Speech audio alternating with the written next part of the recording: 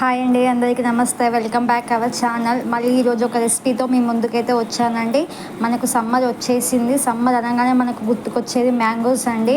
మ్యాంగోస్లో మళ్ళీ మ్యాంగో చట్నీ అంటేనే చాలా ఇష్టపడతారు అందరూ. మనకి ఆ సమ్మర్ ఎప్పుడు వస్తుందా అని ఎదురు చూస్తూ ఉంటాము ఈ చట్నీ కోసం. ఆ రోజైతే రాని వచ్చేసింది మనకి. చూడండి, స్మెల్ అయితే అదిరిపోతుంది. మ్యాంగో చట్నీ. ఈరోజు మామిడికాయ పచ్చడి స్పెషల్ ఏంటో చూద్దాము. దానికి ఏమేమి కావాలో ఒకసారి అయితే చూద్దామండి. మనకి ఇప్పుడే స్టార్టింగ్ స్టేజ్ కాబట్టి మనకి ఇంకా ఎక్కువ మ్యాంగోస్ అయితే రాలేదండి.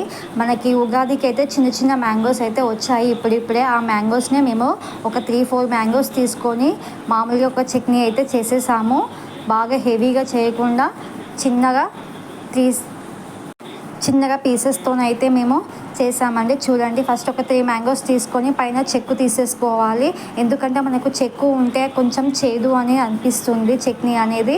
ఎందుకంటే ఇది ఇప్పుడు స్టార్టింగ్ స్టేజ్ కదా అండి, లోపల పిక్క అనేది ఇంకా ముదిరిపోలేదు. సో మనకి కొంచెం స్మెల్ అనేది వస్తూ ఉంటాయి కాబట్టి మనం పైన చెక్కు తీసుకుంటే మనకి ఆ చట్నీ అనేది స్మెల్ రాదు.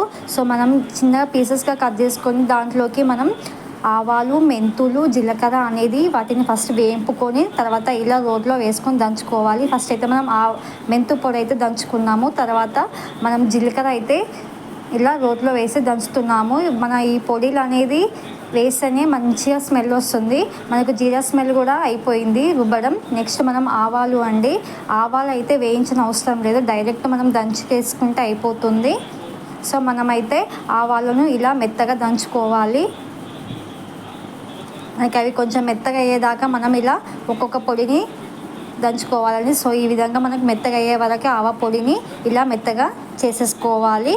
తర్వాత మనకి 3 పొడి అయితే రెడీ అయిపోయాయండి. చూడండి, ఆవ పొడి, మెంతు పొడి ప్లస్ జీరా పొడి 3 పొడిలు అయితే మనకు రెడీ అయిపోయాయి. తర్వాత మనం ఇలా కొన్ని వెల్లుల్లి రెబ్బలు అయితే తీసుకొని పక్కకు పెట్టుకోవాలి. మనం పొట్టు అయితే తీసుకోవాలి, మనకి పోపులోకి యూజ్ అవుతాయి. ప్లస్ మనం కొంచెం పేస్ట్ చేసి మనకి ఆయిల్లో కూడా యూజ్ అవుతాయి. సో మనం ఈ విధంగా వెల్లుల్లిని అయితే ఈ విధంగా దంచుకోవాలి.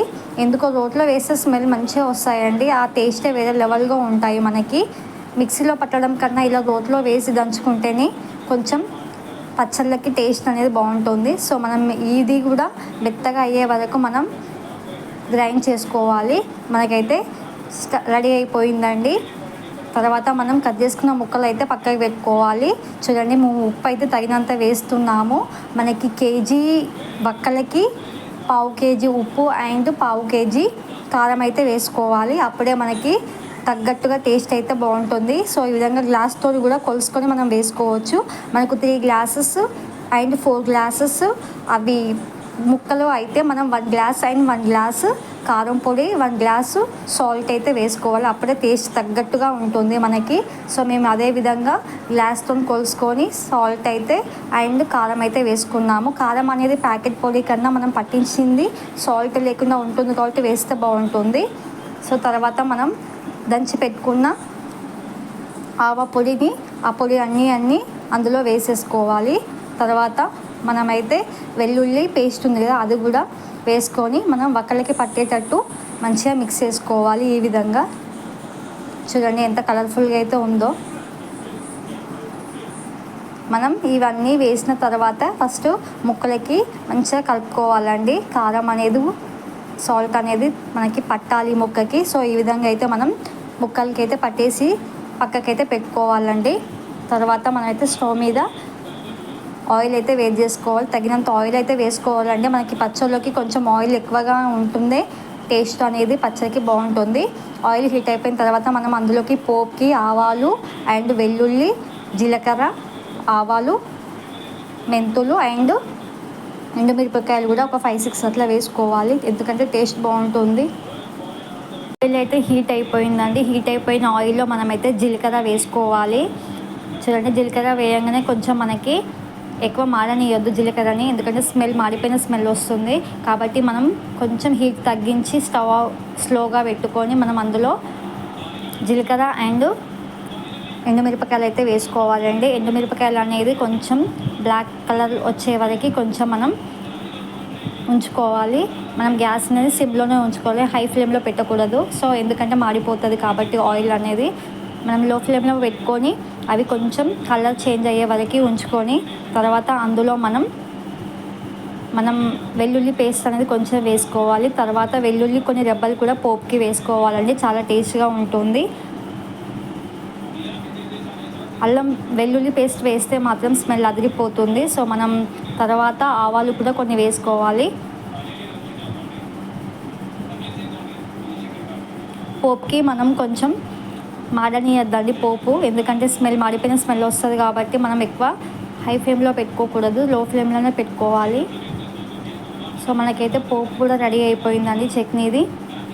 స్టవ్ ఆఫ్ చేసుకొని పక్కనైతే పెట్టుకోవాలి చల్లారేదాకా. సో మనం పక్కకి కలిపి పెట్టుకున్న ముక్కలను అండ్ చల్లారిపోయిన ఆయిల్ ఉంది కదా, సో ఆయిల్ అనేది మనం పచ్చళ్ళలో అయితే వేసుకోవాలి. చూడండి మనకు ఆయిల్ అయితే చల్లగా అయిపోయింది. సో మనమైతే ఆయిల్ని పచ్చళ్ళలో అయితే వేసి మిక్స్ చేస్తున్నాము. చూడండి మనమైతే ఆయిల్ని మొత్తం పచ్చళ్ళలో అయితే వేసుకోవాలి. వేసుకున్న తర్వాత మనం ఈ విధంగా అయితే ఒకసారి మొత్తం ఆయిల్ ముక్కలకి పట్టేటట్టు మొత్తం కలుపుకోవాలండి.